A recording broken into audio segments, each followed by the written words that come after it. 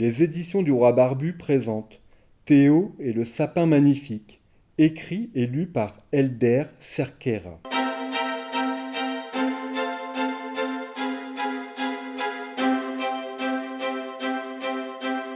Il faisait froid en cette matinée du 24 décembre 1944.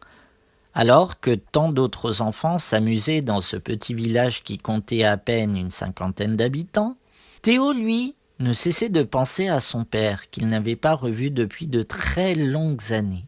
Agitant dans sa main la petite boule à neige argentée que son papa lui avait offerte, il se remémorait les tendres moments qu'ils avaient partagés ensemble. Ces instants de joie qui faisaient le bonheur du petit garçon et dont chaque image était à jamais gravée dans sa mémoire.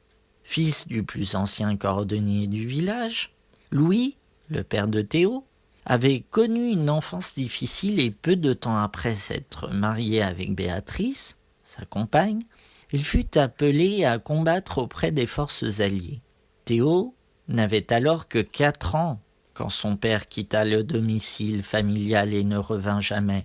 Ce matin-là, Théo regardait la neige tomber par la fenêtre de sa chambre.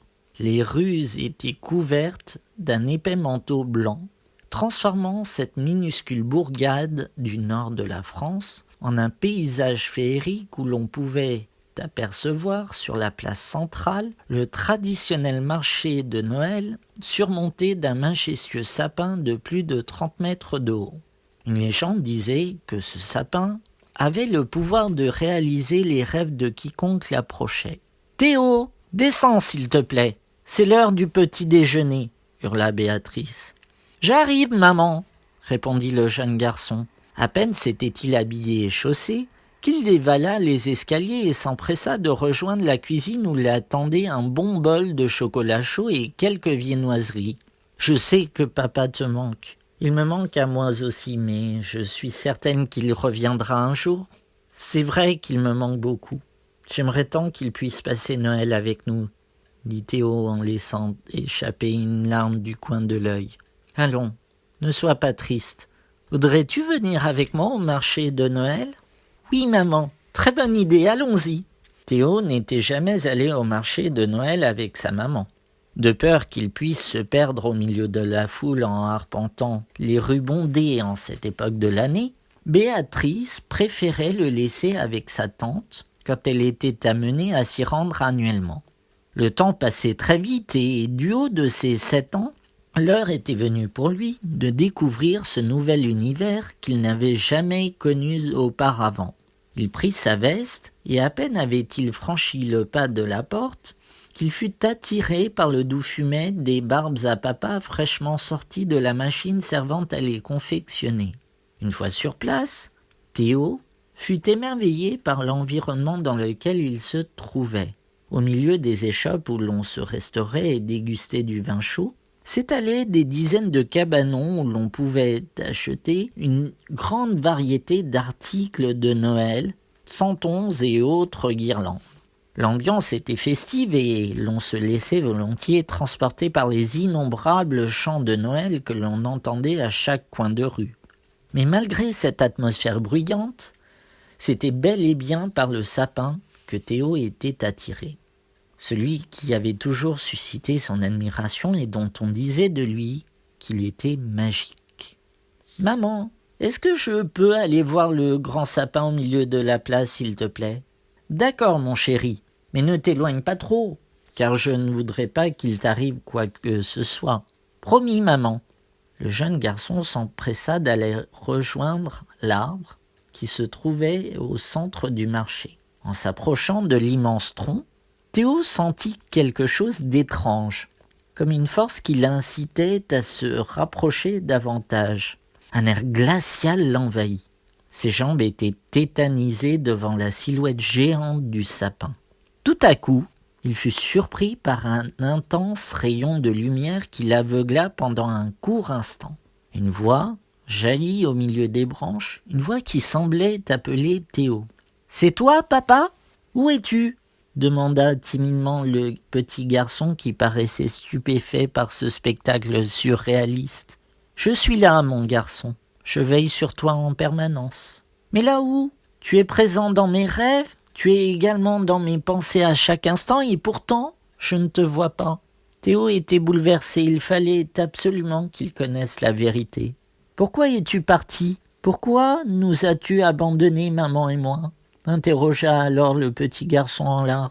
Mais le rayon de lumière disparut aussitôt, laissant le petit Théo complètement désemparé et sans réponse. Il s'agenouilla et décida alors de rester au pied du sapin dans l'espoir de pouvoir entendre de nouveau la voix de son papa et d'en savoir plus. L'attente paraissait longue, tellement longue que Théo finit par s'endormir au pied de l'arbre géant. « Debout, il est l'heure d'ouvrir les cadeaux !»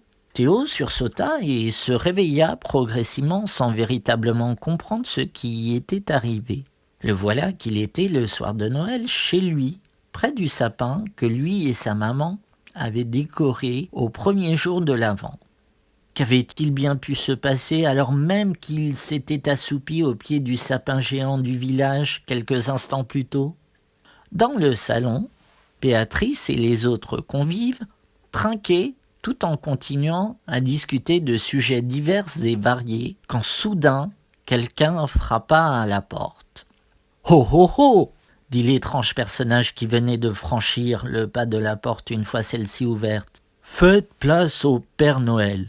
lança-t-il d'une voix forte. Théo n'en revenait pas.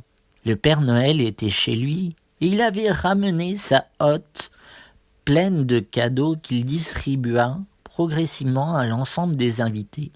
À la fin de la distribution, seule une personne n'avait pas eu de cadeau.